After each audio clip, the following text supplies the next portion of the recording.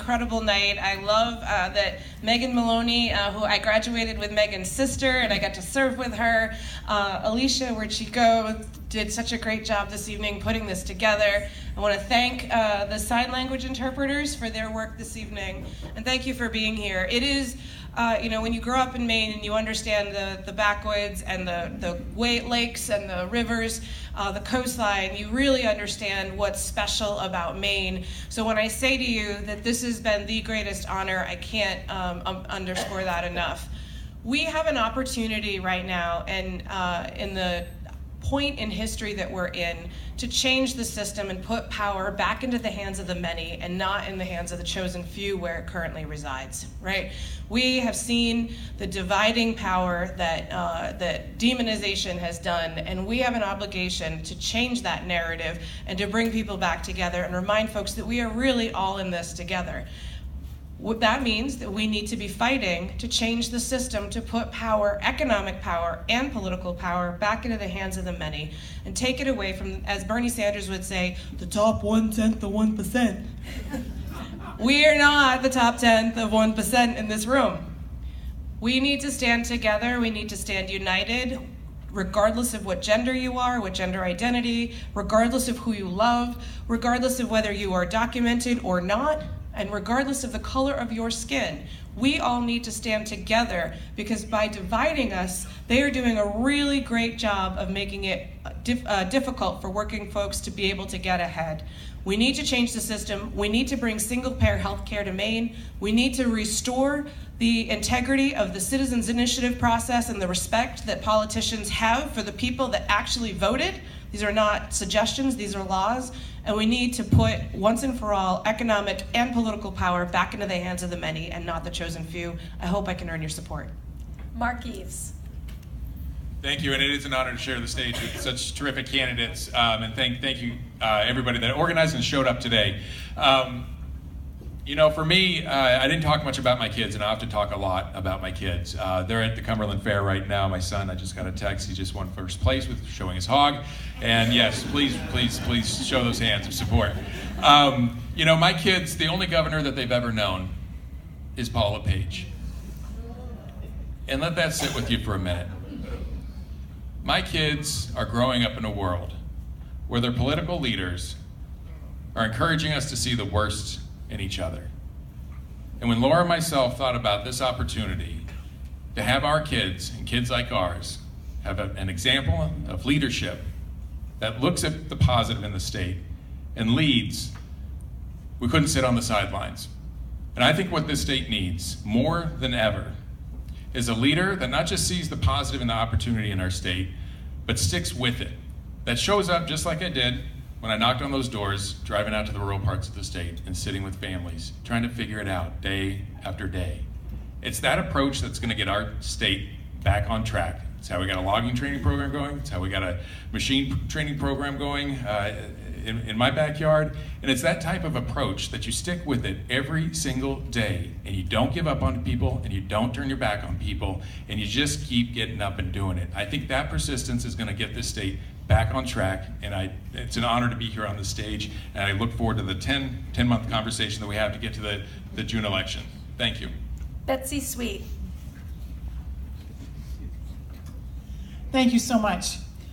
So the differences in policy, there are some between us, definitely, but the differences between us is so minuscule compared to the people that we're going to face in November. So I bet that what you are all thinking now is, I want to vote for the person who can win. Who can win? And if we think that we know what can win after the last couple of elections, if someone can tell you they think they know their win, they're crazy, because they're not, we don't know. What I know is that, you know who decides who can win? We do. You and me and the people of Maine. The people in Calais, the people in Kittery, the people in Rumford, the people in Camden. We are the people that decide. And we are extraordinarily powerful. Who kept the Affordable Care Act? We did. How many here made a phone call or wrote a letter, right? We did that. The DACA, making sure that DACA stayed and so that the Dreamers could stay in America, who made a phone call or did something about that? Who made sure that didn't happen? We did.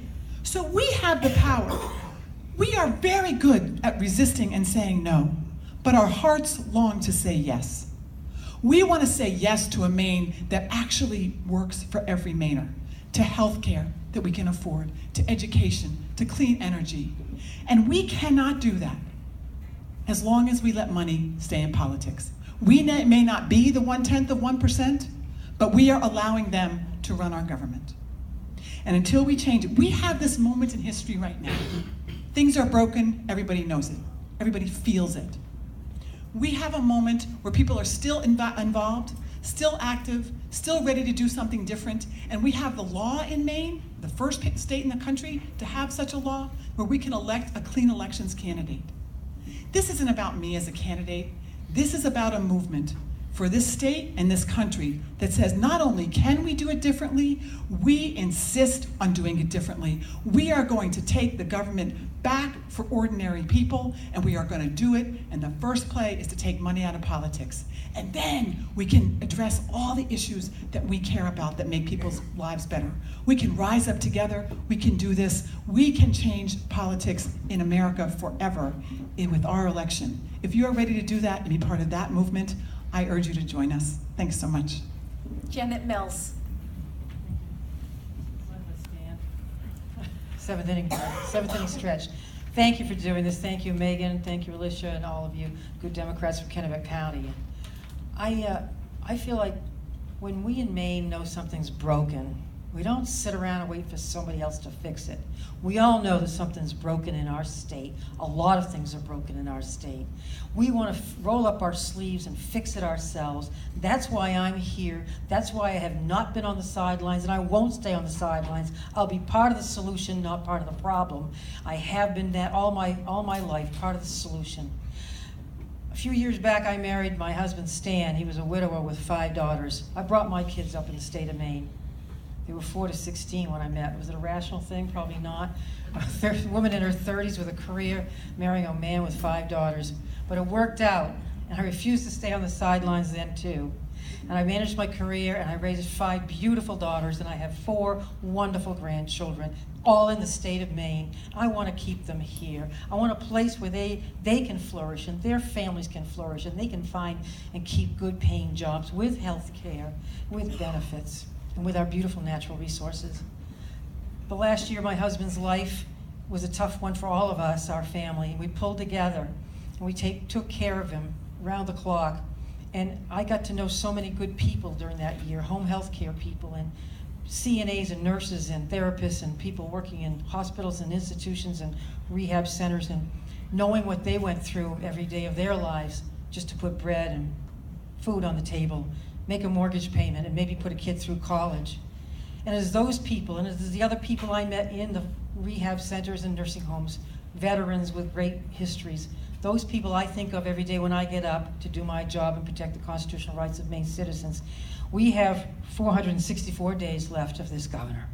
I'm counting down every day, every minute, because I know and you know that the best chapter of this state's history has yet to be written. I want you to write it with me. I want to be there right along with you and turn this state around and make it the best state in the nation. Adam Cody. All right. I agree with everything that's been said here. All good people, all genuine, all doing it for the right reasons. My first deployment was to Bosnia, soon after the Dayton Peace Accords were signed in 1997. And I remember hearing people back here at the time saying, those people have been killing each other for 1,000 years. And then I got over there and I met those people. And I found out that wasn't what happened at all. Yugoslavia collapsed. Nationalism started to ensue in the different provinces. Started with Milosevic, who basically ran for office saying the reason our life is bad is because of the Croatians and the Muslims. Croatians got nervous, so they elected Tudjman, who got elected by saying the reason our life is bad is because of the Serbians and the Muslims. Muslims got nervous, so they elected Izetbegovic, who got elected for the same reason. Next thing you know, there's a war with 200,000 people killed in a country the size of Tennessee. I'm not saying that's going to happen here, but we're having people that are running for office now that are running saying the reason your life is bad is because of that single mom in Buxton or the scary refugee who's going to come over and take your job or even worse. That's a bad trend. I think the point in our history right now We don't know if this is a trend our country is going in or one of those awful anomalies that happen at different times. We're going to find out, I think, in 2018. We need leaders who are going to stand up from the next generation and say, not in my country. That's not America. That's not part of our democracy. That's not what we stand for. We need to start turning things around here, and it's going to happen in 18. It's going to happen in 18. So I'll work hard for anybody that wins here, but I feel confident that if I receive the nomination, I'd be able to unite the Democratic Party, attract independents, level-headed Republicans. We'd be able to win this race, and we would be able to show people again that Maine is a state of people who respect one another, who welcome people from different views, and we have a solid standing in our country. So thank you for having me today, and I appreciate your time. Jim Boyle. Thank you. Thank you for having me tonight. Usually we go in alphabetical order and I go first, so tonight it's a switch up. Yes, thank you Kennebec County for having all of us and for having me. Democrats, those of us on the stage, those of you in the audience, and even people not here tonight, have a decision to make here in Maine. We need to decide if we're going to be the party of fairness, of opportunity, of science, and we need to decide if we're going to continue to act the way politicians have acted for years.